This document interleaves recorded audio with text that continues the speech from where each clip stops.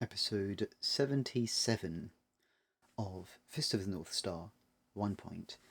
The keyword for this episode is going to be sadness.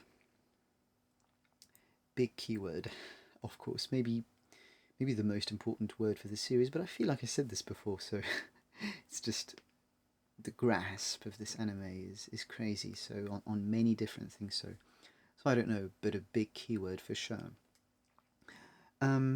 There'll be a lot to say about sadness, of course. I'm just going to make 1 point.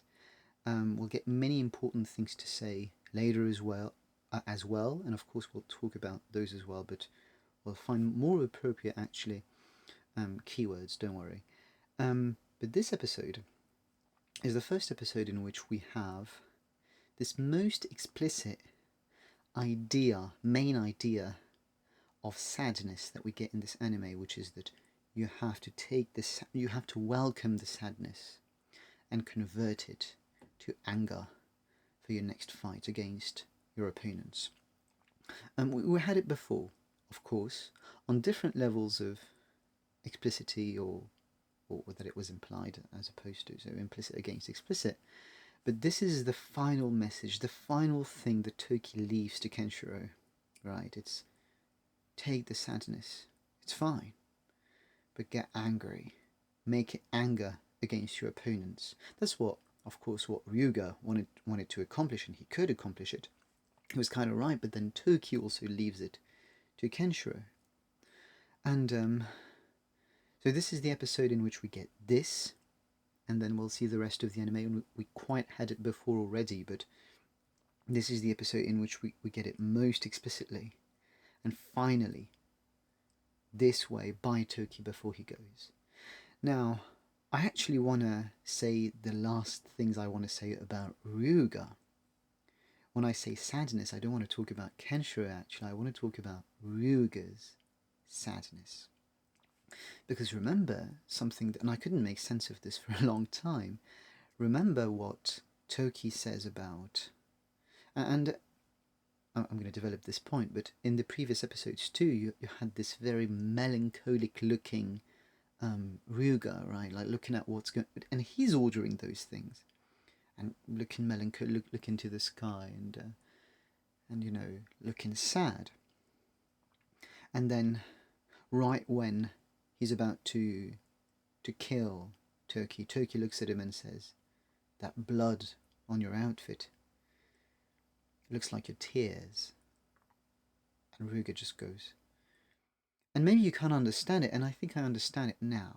Here's what I will argue for Ryuga. I think Ryuga is sad, of course, for everything that happens in the world, but he's sad for his very existence. I think Ryuga and Toki, and I see now this weird closeness, proximity between these two characters, and now it's obvious to me, and I never saw it before, and I'm gonna present a very good evidence for it, you'll see. But I think he's sad for his very existence, the sadness of his own fate, that he had to do what he did, as we developed it so far, of course. I think that's what it is. Why? Because he commits suicide.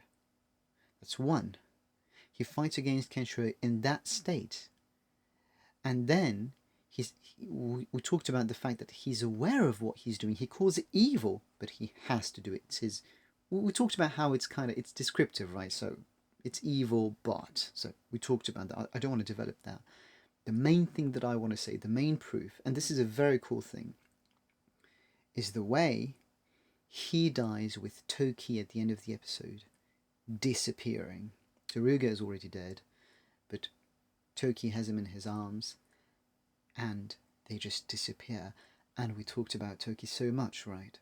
This conflict-avoiding character that took so much time to oppose Rao, but it was too late. The most horrible kind of fatalism, and Ryuga also suffers that as this lone star.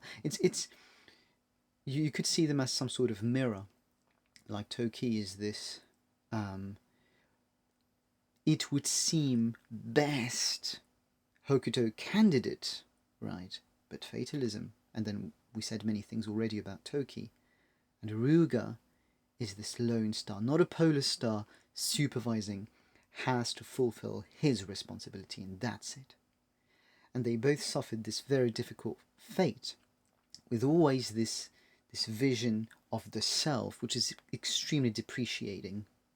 And so, kind of like a symbol of their self-depreciation, they die with this awareness of in their own opinion, and you may understand why, this horrible life.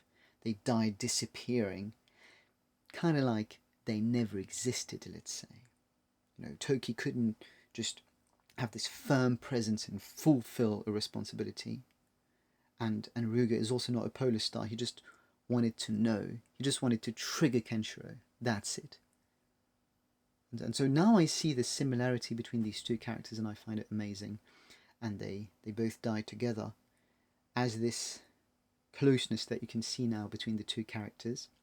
And keep in mind, sorry, maybe you may guess, but I don't want to say it now. There's no way I can say it now. I will say it now, but the fact that they die standing, especially Toki, right? But they end up dying both as such. But he dies just standing up and disappearing as a symbol of depreciation of his own life. Just and try to think of other things that will happen later, and maybe you know what I mean. But these are the things that I wanted to say for this episode.